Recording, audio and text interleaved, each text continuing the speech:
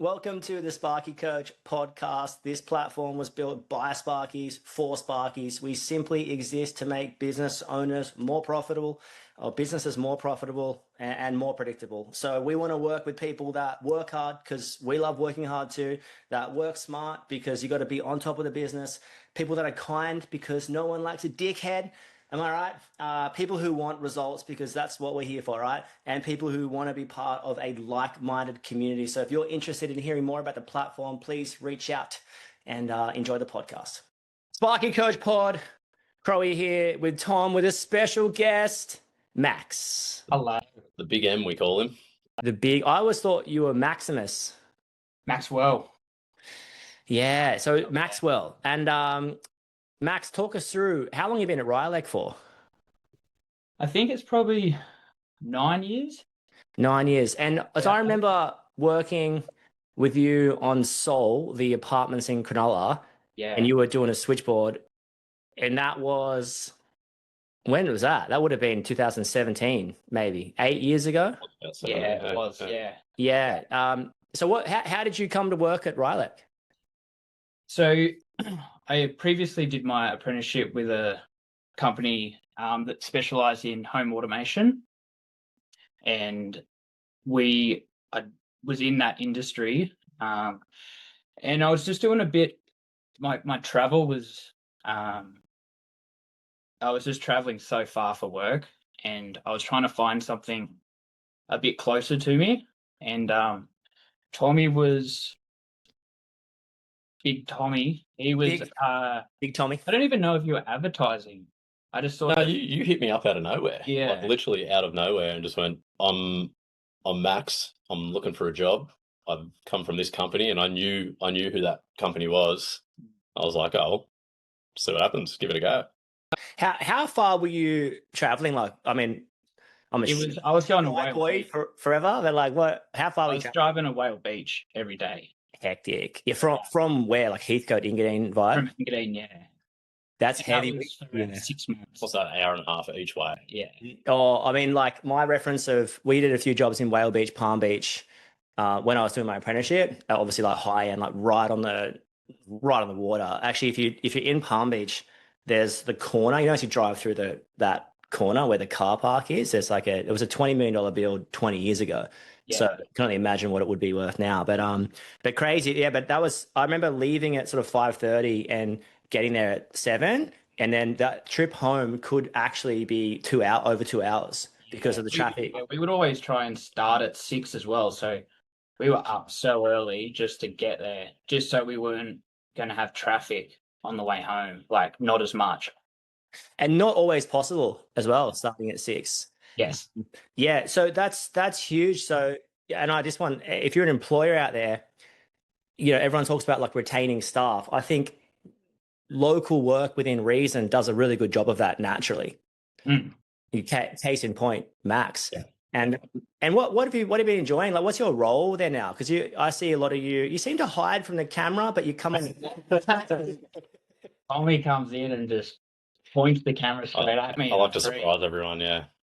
Yeah, that's good. And how's the confidence on camera? It feels weird, hey, when someone's pointing a camera at you. Oh, I'm not used to it. Don't like it, and it's just.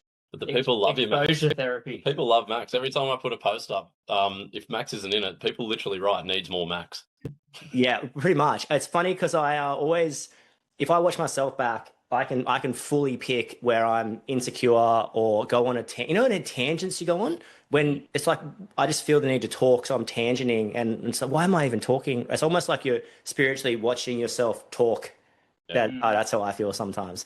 But Max, what are you enjoying at Ryelec at the moment? You guys just mentioned off air doing some BMS stuff. Talk us through that. Yeah, so we got a project in Kernel where we're doing the BMS control, the mechanical, electrical designs install, which is very new and different. It's challenging, but yeah, it's exciting as well, which is really cool. Yeah, well, talk us through what that involves, because what we used to do is just like throw three-phase cables over there and just you guys deal with it, for any like MSSB or BMS sort of stuff. It's just like we'll provide the power, and then I literally like walk away like Homer back into the bush. Yeah, Simpsons quote. But what kind of stuff does it entail, and how'd you guys even get into that? So the actual scope is we're just designing the switchboard itself, getting all that approved, building the board itself, and then we're obviously doing the electrical side as well. So running all the cables, fitting it all off. We've also got doing all the control side of it as well. So we've got all the panel lights, trying to work out all that. We've also got all the HVAC control. It's all geothermal as well. So that's sort of where we got introduced into it. So working out the logic to run pumps,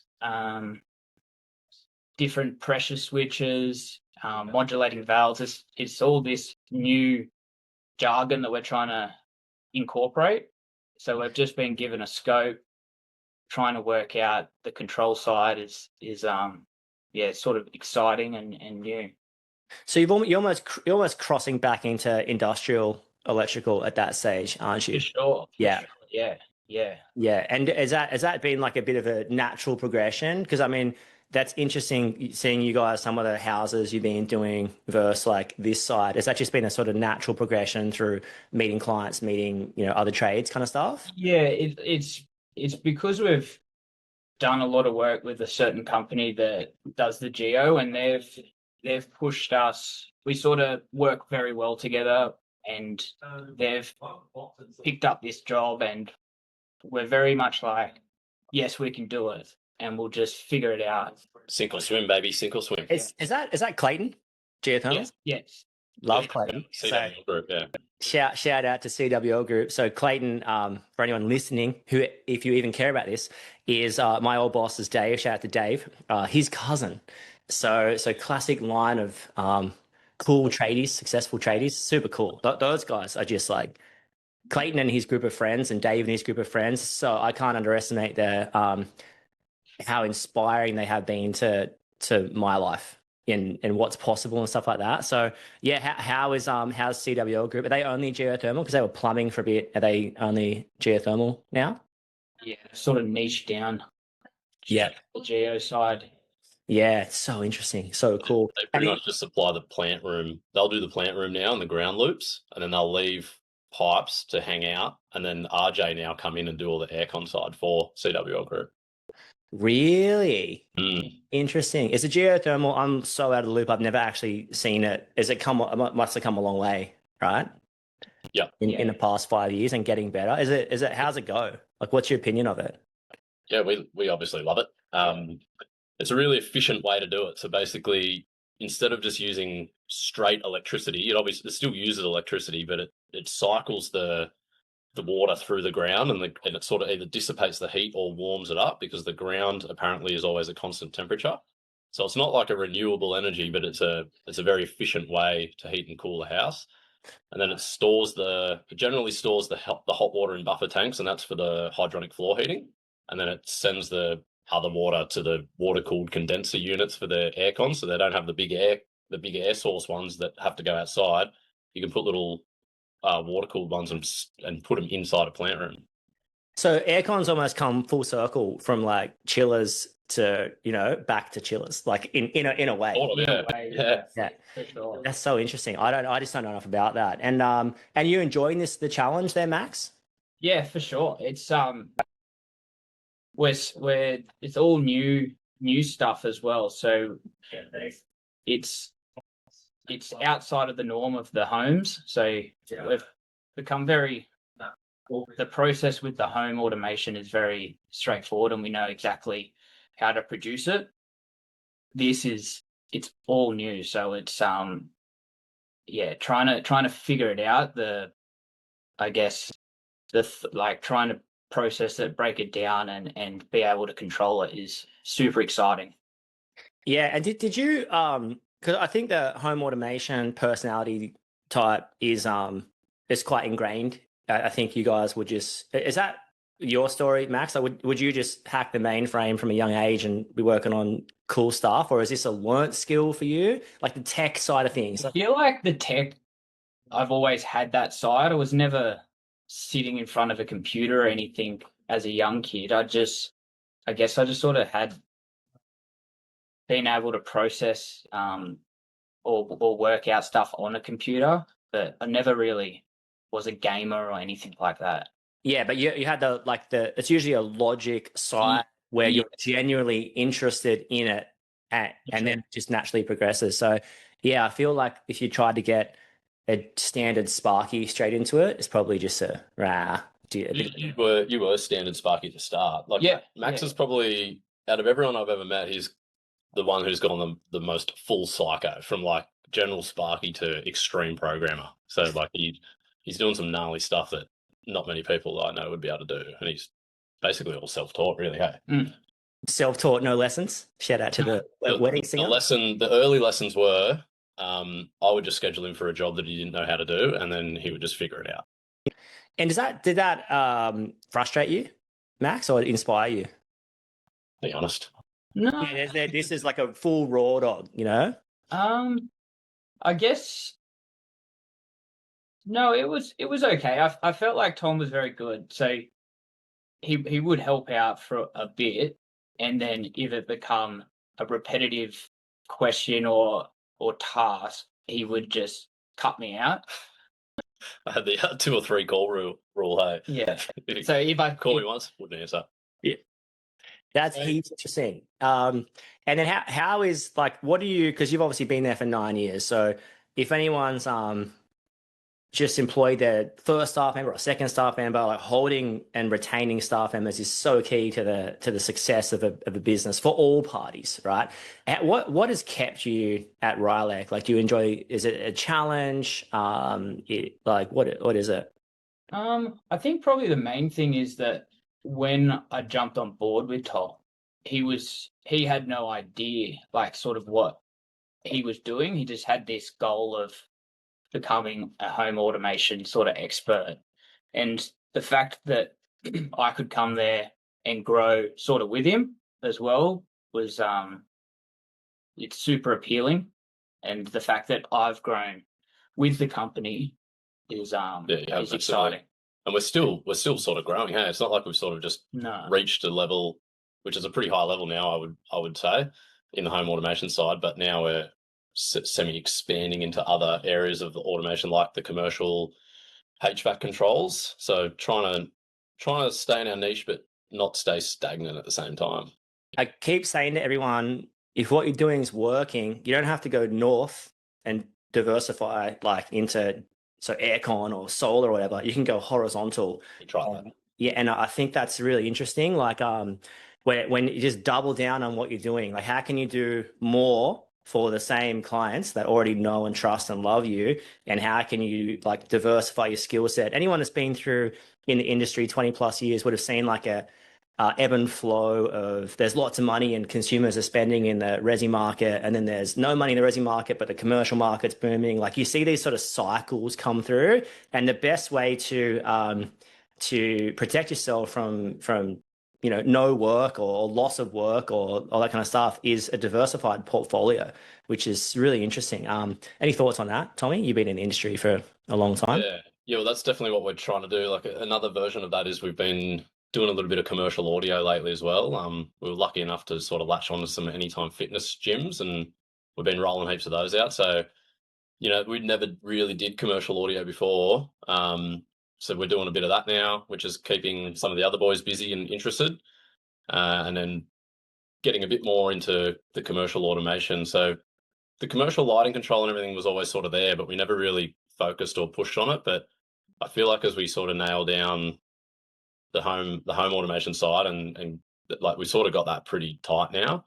Now I feel like is the time that we could start stretching out into some other avenues like we are, but we just obviously need to try and grow the team a little bit too. And the speakers, like, I mean, home audio, like, or just audio in general, that just seems like such a natural progression to double down on with, Because what were you doing? Yeah. What were you doing before that? Were you contracting that out or? Oh, we just weren't doing it at all. Like commercial audio. Yeah. we've always done resi audio, but we've definitely gotten better at it. Commercial audio, we just didn't touch it. Yeah, couple of questions. How did you get the Anytime Fitness contract, or like, you know, how did you get in with those people? Luck. We're actually doing the owner of. Well, I think he's an owner. He's pretty super high up in Anytime, worldwide Anytime. We're doing his house. Yeah. Yeah. Doing his house at where is it? Bellevue Hill. Bellevue Hill. Yeah, and he's going hard as well. Like we're putting some pretty crazy stuff in there, and I don't know if you've seen Anytime Fitness, but their vibe is like all purple and everything. He's doing all purple lights in his backyard, so he can have like parties. And we're putting about 4 different garden kits in his backyard, so he's going to have 4 subs and 16 speakers all out the back, and he's going psycho. That's so good. What are you mean, look, here's what my thought. I'd love to hear, Max, your thoughts. You say luck, Tom, but you're talking about timing, game, consistently providing a good product, being good to deal with, retaining long-term staff members, having a showroom. Like you can say luck, but there's yeah, it's a mixture of both. Like no, yes, but it also is luck. It's like right place, right time, but like right stuff. What do you think about that, Max? Like you would have seen interesting enough the evolution of Ryelec going from, I'm just imagine you're going and changing some sort of like 4-channel C-bus relay to now you're doing these psycho homes. Like what's your thoughts on that, Max? It's pretty crazy. Like the evolution from starting, I think when we just started doing automation, it was sort of 1 or 2 projects a year. And to be able to deliver that, then keep going year after year and grow, being able to deliver more and more jobs, because we get better, we understand it a lot more. Yeah. And then I think on the early days, when Max first jumped on board, we didn't have an office. Then I turned my downstairs area into an office. So Max was coming to my house. And I think I told you before, actually, it used to flood down there. So, you know, sometimes if it was pissing down rain, Max would come to work and, you know, the floor would be getting mopped up. Then you were there when I had my first kid, which was like weird, because I'd be upstairs trying to nurse a kid and Max would be downstairs trying to program something. Yeah, it's so interesting, that whole concept of a kid. It's cool when it's your home and it's separated, but when there's kids involved and there's others like paid staff members, it gets a bit it's a bit interesting. There's some blurred lines, as Robin Thicke likes to say. And what about you, Max? Like, how did you feel as an employee crossing from, you know, Tommy's den under his house to PG den, by the way, to the factory? Like, how did you feel? Like, did that sort of shoulders back motivate you? You know? Yeah, for sure. It's like I said before, like watching or growing with the company, seeing it take the next step of going into a factory, showroom, that sort of stuff. It's so super exciting. Like it does make you want to grow and progress more, just individually as well. Yeah, I think it's underestimated the morale that a factory can bring to a crew. Plus, the showroom, Tommy, just sort of puts you in another market. Max, if you were to turn up on a job site, what is the automation that you would least want to see? Of course, what's your like, worst nightmare automation? Wait, what did you say? Just a certain intercom that has caused a lot of pain points through the years, and we've learnt the hard way, seeing it, and every time we see it on a new job or spec, just gives you nightmares. It's a naughty word. Really? And this is interesting. Do you mention that? So if it's spec'd out and you're looking at plans, do you call it sure. builder? Yeah. We've had a couple of plans because the designers love them. They do actually look pretty nice, and they've come across on quite a few plans, and I've always got to try and battle it out early in the piece to get it pulled out. Is that because it's obviously got the visual aesthetic, which is positive, but you get them sort of in bronze and stuff like that. They do actually look good. Yeah. They just don't function well anymore. They used to. Don't function well when they're integrated with other systems? No, just in general. Try not to burn a product too much on a public podcast, but yeah. No, I appreciate that. I appreciate the no names, and then I think people underestimate the importance of once you've been in the game for quite some time, you can throw recommendations out. Oh, I've used this. Don't use that. Oh, I recommend this, and I think that's really important. What would you encourage to someone that wasn't confident in that yet? Like a great example electrically is seeing a lot of cable tray and being like, we don't need that size cable tray. That is actually too much. We can minimize it. We can go through the deck. Like you almost in the quoting stage, I feel like you're almost showing your expertise to get the job over the line. To be like, oh, that's a great question. That's a great cost saving. What encouragement would you say? Obviously, time in the game helps because you get experience. You know what works, what doesn't. But we have our go-to recipe or recipes now. We call them, or I call them anyway, which is like our mixture of products that we know work either standalone or they work integrated, and we've, like Max said, we've found out the hard way on a few different products what does and doesn't work. So where I guess when I'm doing a quote, I'll see something spec'd in and I'll basically just won't even quote that product. I'll just quote the other thing and then I'll just let them know this is why. And we're sort of like separate to electrical. I feel like we're half design service, half quoting at the same time, and half like a guide to the client of like what they should be doing if they want to actually achieve the outcome that they're trying to achieve, instead of just letting an interior designer spec a product and just hoping for the best. Yeah, I love that because it's outcome based. So you're going holistic picture of what's the best outcome for the client. Anytime you have that spirit, I think you've got a good product because you're asking the right questions. It's so interesting, and I think that comes with like there's a learnt sort of skill, and it sort of puts you, I don't like it puts you in on an architect discussion level, and once you're there and recommended by them, it's sort of no stopping you at that point. Yeah, that's something we actually do. Well, I've got the certification to do CPD courses for architects. So architects have to get 12 points a year, and it could be anything. They could go and look at, Modwood or some kind of fixture system or whatever, but we've got a smart home version through CD, which is our certification body. And that's been really good, actually going to architects' offices. And there's a course that I've done called Designing the Australian Smart Home, and I present that course to them, and that's done us wonders. Hey, like we've gotten heaps of jobs For sure. from the architects that I've done the presentation to. They just see us as like their preferred expert now, I guess, and they just feed us jobs. So it's a good little sales pitch, but it's also teaching them how it all works and how it should work. It's also just putting you, in front of the right people, which is the people pulling the puppeteer strings, which is in fact the architects. They have so much sway because the clients usually go on to the architect because they like their style, vibe, current houses they've produced. Huge. Hey, I know you guys are trying to hire a programmer. Max, what would you if someone's listening to this, we get a lot of people listening to this that might be employees or apprentices coming through the ranks. Like, if they were interested in it, would you encourage the transition from electrical to automation?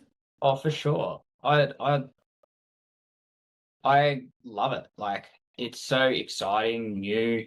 There's something new every day in the programming world, and I mean, it beats jumping in a roof or chasing walls.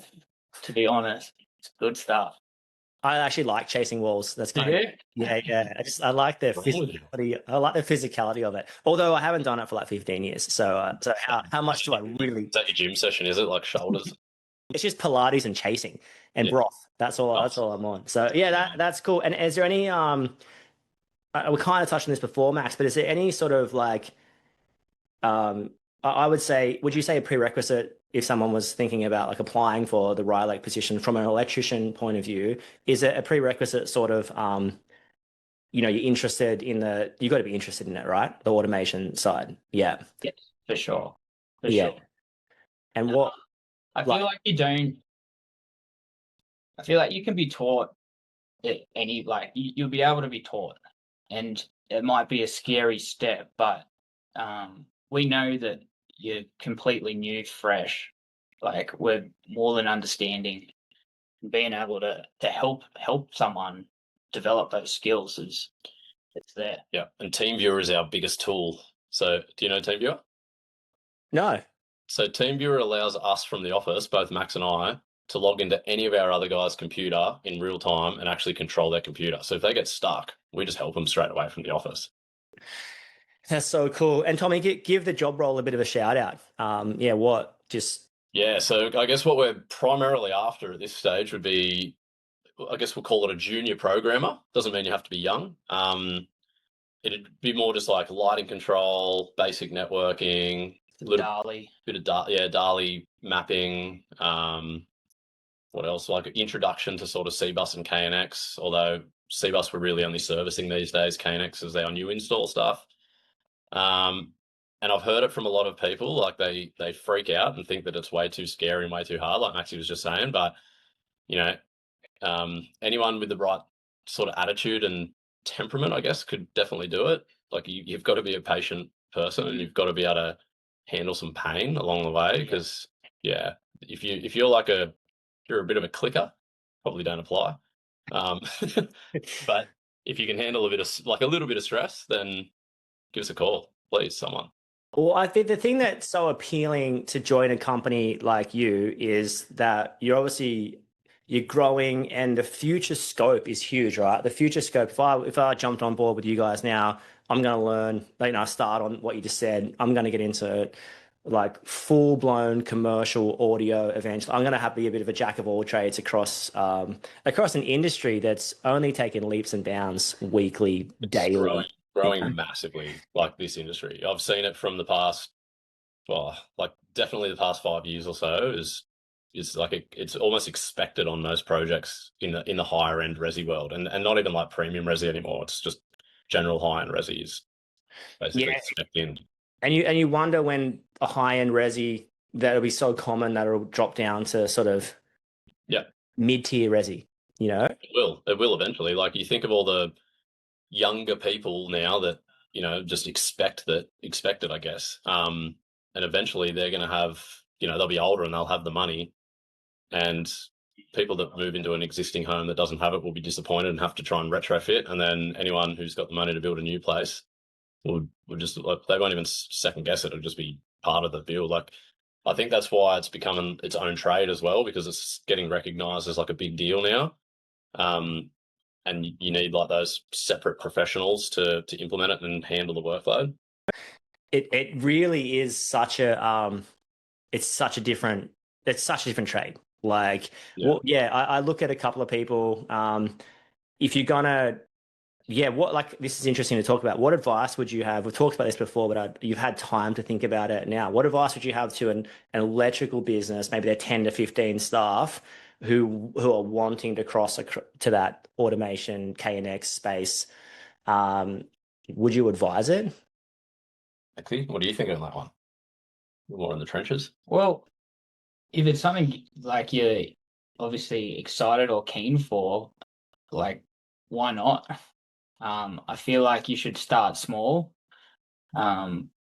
just with some lighting control to start off with, and just pick, if you can, pick your program of choice. So whether it's CBus, KNX, Dynalite, stick with one thing and try and understand it, because once you understand it, then it makes it a lot easier to pick another product and bring that in, because the same concepts are there. So if you can really just nail one, it makes it a lot easier to then branch off. Yeah, the concept's pretty typical, right? Like it's kind of like a spreadsheet. If this, then this. Correct. Pretty much. And do you guys hack the mainframe? Like, on how hard do you hack? Is ChatGPT helps you guys? Oh yeah, we have bestie. He's pretty much just one of our employees now. It's amazing from a Google Sheets or Excel point of view. It's just amazing. And how Tommy, as a business owner, do you put business questions through it? I do sometimes, but we use it a lot for troubleshooting when we get stuck on troubleshooting, and writing code when we need to write code.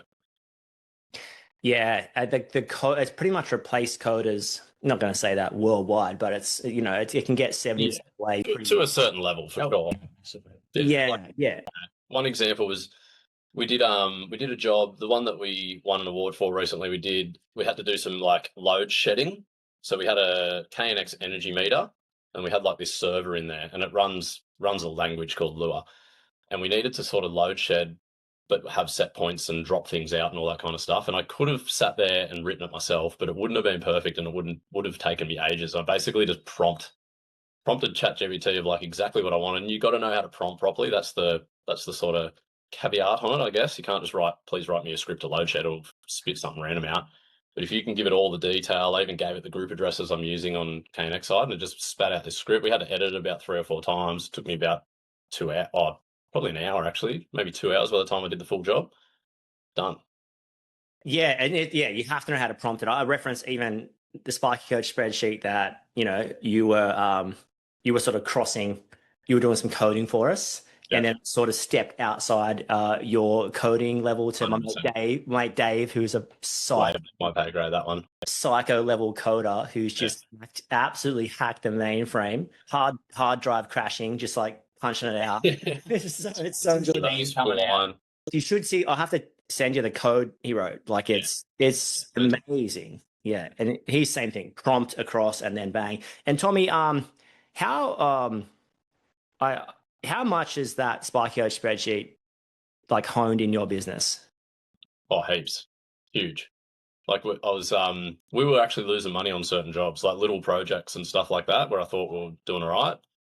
We were definitely losing money because I just wasn't taking into consideration the cost of the overheads per hour into the equation. And it's actually helped me. So we use Fergus, others use Simpro or whatever. We've actually updated now in there our cost of labor and incorporated that overhead per hour cost. And now I can see in our management software in real time, and it helps when the other guys quote, because Max does a bit of quoting and our other guy Dav in the office does a bit of quoting.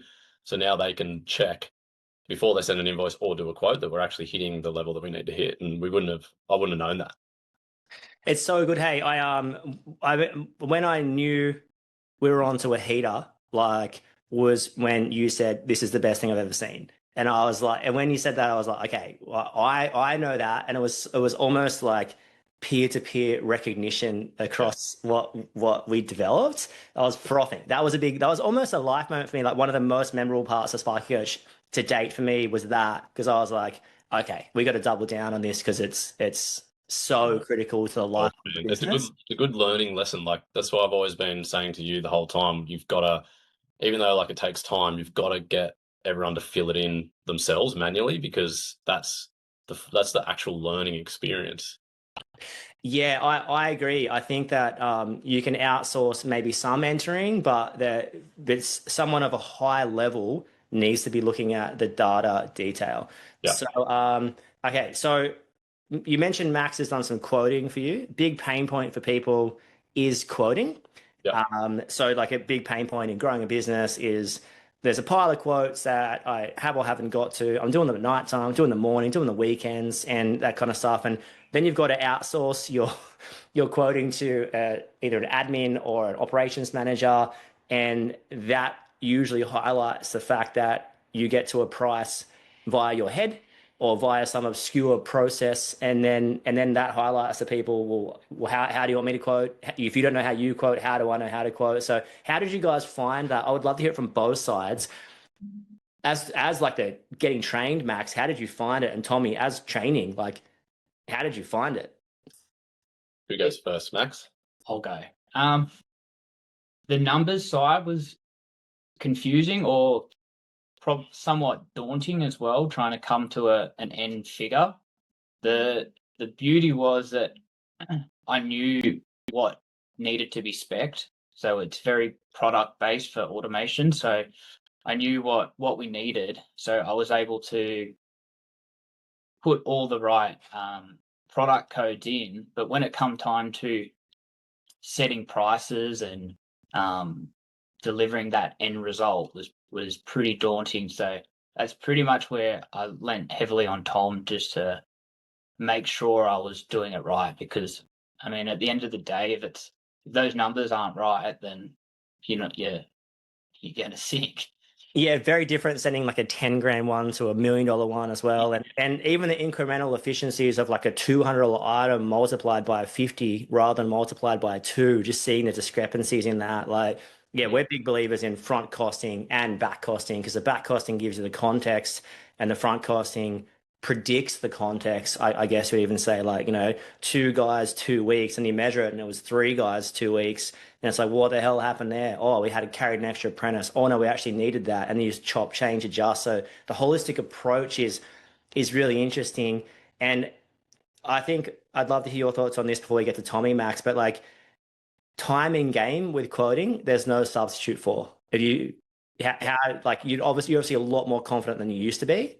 For sure, for sure. The being able to recognize that I sort of know what I'm doing and understand it is massive, and being able to back yourself. I feel like, yeah, knowing what to do and delivering it is pretty good.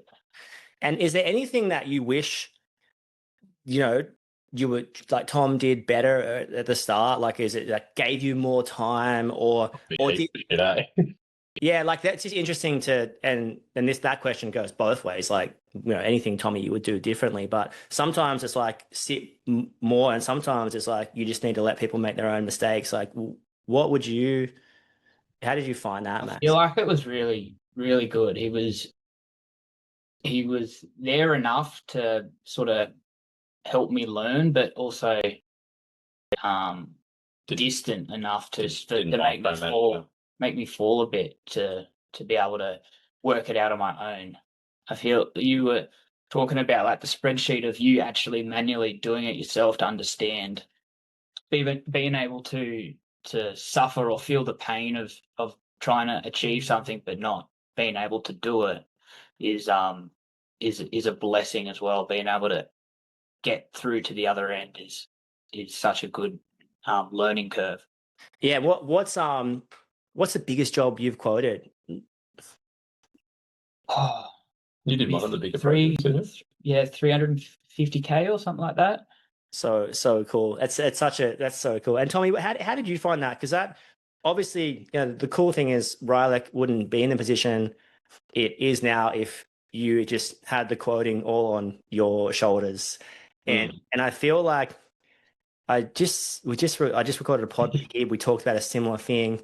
There's a difference between like on business and in business work, and quoting and invoicing like an in business work, like a task that has to be done that the business maintains functionality. But if you're doing too much in business work, like quoting, and then there's no processes being built, no jobs being checked and measured, no showroom being built, like no price book being built, no price book being checked, and then that's where you can get stuck on that level. But it's also a huge risk to get someone in the office 1 day, 2 days, 3 days, 5 days, because the overhead goes up and bits and pieces. So what's your how did you find that process? How disorganized were you at the start? Just what are you thinking? At the start, super disorganized, but always wanted to be. And it's taken a long time, man. Like, it's been, we got Fergus super, super early and just never used it to its full potential. And I always knew it was there. Like, all the stuff was in there, but it was just too busy and too hard to do it. And then as the team grew and I got a little bit more time, plus I just used to go on what I called work benders on the weekend or nighttime, which I can't do. I can't just do tired these days to do it. But and that's when I built heaps of stuff out. And that was an ever-evolving project. I legit only feel like in the past sort of year or so, we've actually gotten the process like tight enough that I can just let one of the boys quote and just know that it's going to be sweet. Like before, it wasn't fully ready, but we've got sort of two versions of quoting, I reckon. We've got the bigger projects, which everything's built out in a favorite, and we've got our full process. And I know that if Max does one, he knows how to design a job. And as long as he knows how to design a job, the quote can be done because he's putting the right materials in the right locations and he knows technically how it works. The back-end process and system builds the quote automatically. And that's been huge. And that's taken years to build properly and refine. And then we've got the other version of a quote, which would be like, I don't know, just say like we went to a service job and we had to add in a WAP or fix a AV receiver or something like that. The other process of that is that we build the quote manually in Fergus, but because we've got our numbers right from the spreadsheet now, Max can, before he sends it, check that we're hitting that desired margin amount and send it off. So as Maxie was saying before, like how he was unsure of what pricing to send, and it's scary sending this big number to someone.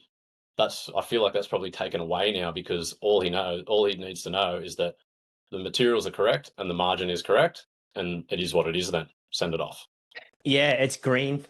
Send it. If it's orange, don't send it. It's so interesting, and that's where I think they're love to hear thoughts on this, Tommy. The price book I found the high end resi, like proper high end resi, electrically, everything was 30% more expensive, roughly, because there's so many site meetings. You're working in and around people. Usually there's cable tray, or these just like usually it's just a better product overarching, more labor, more care, more obscure manhole locations for drivers and just stuff like that. So but that takes time to develop. By the time you set your price book and then handle a 3 to 6 to 9 to 12 month job and then cross-reference it, sometimes the result doesn't match the drakes, because it's like, well, I didn't handle the job effectively, efficiently. We're growing the business at that stage. I released Joey into the mix at this point. So, the price books, I'm not saying it's in an ever state of flux, but it takes years to get right. And then the service stuff, having a price book for when they want to add different items is relative to so many factors: type of house, like location of house, to current existing brand in the house. There's so many factors. So what's been your learnings across there? Oh man, we've just rebuilt our whole like electrical price book. Davin in the office has built it, because I personally absolutely cooked 2 of our jobs on the electrical side. Like essentially they were 2 like big jobs, big impressive jobs. Automation side probably like definitely saved us on them. Luckily we had the automation side, but on the electrical side, just absolutely fucked it up basically. Like not too bad, like it was sort of break even point, so we haven't actually lost money, but it would have been nice to do a 2-year job and actually make something. Yeah, and then they underestimate the materials going up, and do you feel like there was an original price issue, or was it a handling issue, or was it a combination of like everything? 100% both. Yeah. So pricing on the electrical side, definitely priced it way too cheap, and it was 2 years ago. So we've had a lot of changes since then, and the company's changed massively. So like we've probably doubled the amount of people in like the past 3 years.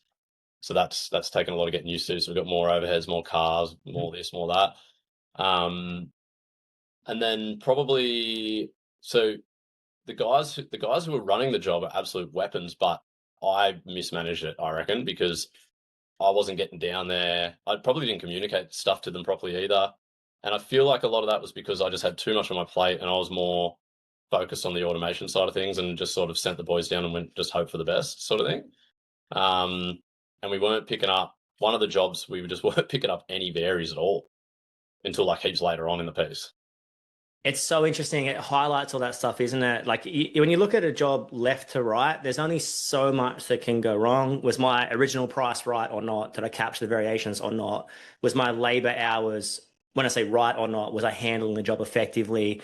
Materials, was the amount correct or not? Like, was my overhead, was it right on? There's only like literally 6 to 10 major items that sort of could go right or wrong. And I think when you simplify the whole thing into that, it's like, well, where would I have went differently? It's so interesting, because even like a 500 grand job, you're not thinking at the start, you're going, I'll put 4 people there, 5 people there for a week, 2 weeks, a month. And you're setting progress claims, and the progress claims covering your labor materials expenditure. But when it gets to the end of it and you've sort of mishandled the front of it, now you're buying labor materials and you're unable to claim anything, and it puts you in a really difficult spot. But a lot of times what I'm trying to say is the bigger jobs you can mishandle early and get to the end of it and get caught, and then you can get in world of pain. Like one of our members is just coming out of it's like a bad 6 to 8 months, because he's just misquoted like $1 million job and a 300 grand job badly. And it's like everything else in the business is going good, but this one item fell over, and it's like that one late night quote, that one quote on Saturday, that misread of a price book, the missed variations, the mishandling, the lack of labor or the too much labor has put him in like a really bad position. So just to highlight to everyone out there, like just because you win a job, you've got to handle it properly too. You know, you can win a job at the right price and mishandle and how, and you know, like that sounds easy, but everything's easy when you say it out loud. So it's like when you're in the thick of it, it's actually quite hard to do. So Tommy, how do you stay in the business but on top of the business? You know, like you've obviously got lots going on with a house build, like and the growth of Ryelec, and you're going into this and doing stuff. Like how do you stay sort of grounded? Like when I say grounded, I mean feet in the sand. Like you're like up to date on what's happening currently. Yeah, don't know. That's a tough one. Like I was saying to you before we went on, I don't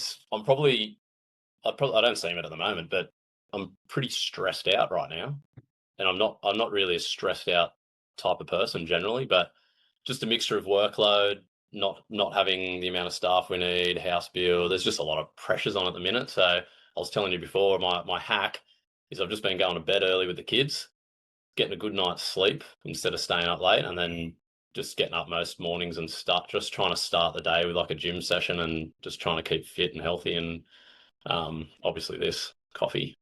Coffee helps. And you're a yard answer in both of the past two podcasts: on site coffee, in office coffee. Yeah, so all your coffee answers. I love that. And you're going to the yard gym, is that right?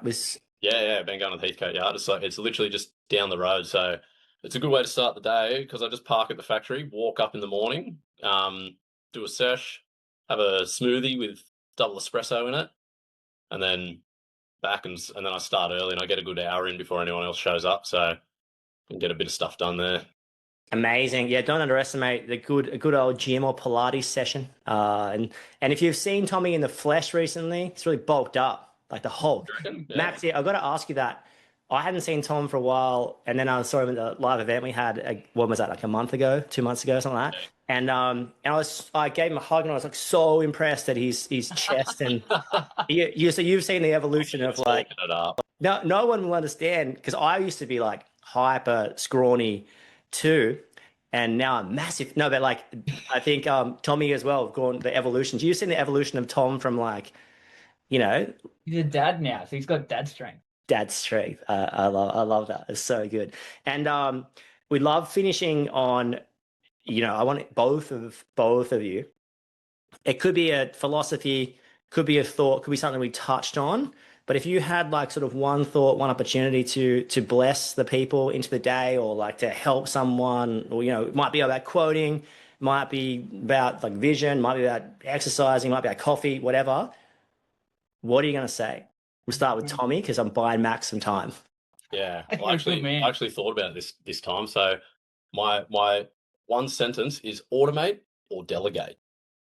So what that means is in the office, if there's a task that's super repetitive, you either automate it, so you know you don't have to keep doing it, or you figure out if you can delegate it and try and save yourself some time, which is my philosophy in life. I love that. And it's and at your stage of business, you almost need to be free for half the week because you need that time on the business to move it forward. And Maxi, what do you got? This is your first. My mind was just running with different things. I had nothing, so I was like thinking about coffee, and I was like, just make the transition to double shot espresso. Wise words. Yeah. So when in doubt, double shot. Yeah. Right. Yeah, I love that. And I think it's coffee's interesting because sometimes it's just a morale thing, right? Sometimes it just feels good to have a warm drinking. Sometimes it's just nice having a break and just having a coffee or going to get a coffee. It's good. So good. So anyway, Ice Crow actually, and we've got the tab set up now at the local cafe, so anyone in the office can just cruise up and treat themselves, you know. This is a psycho level hack, right? So you basically set up a tab at your local cafe with a card, And then all the coffees or sandwiches you buy, you pay a tab off once a month, and it's a tax write-off. Huge. Hacking the mainframe. So, yeah, hacking the mainframe on-site, off-site, and at the coffee shop. Amazing. So thanks so much for your time. And the people have asked for more Macs. We've given them more Macs. we love that. Thanks so much, both of you, for your time, and have the best day ever. Thanks, Gary. Thanks, See you, Gary. mate. That's a wrap on another podcast. Whatever you're doing, don't be too busy to stop and check if you're making money. And above all else, you know the rules. Be kind. See you soon.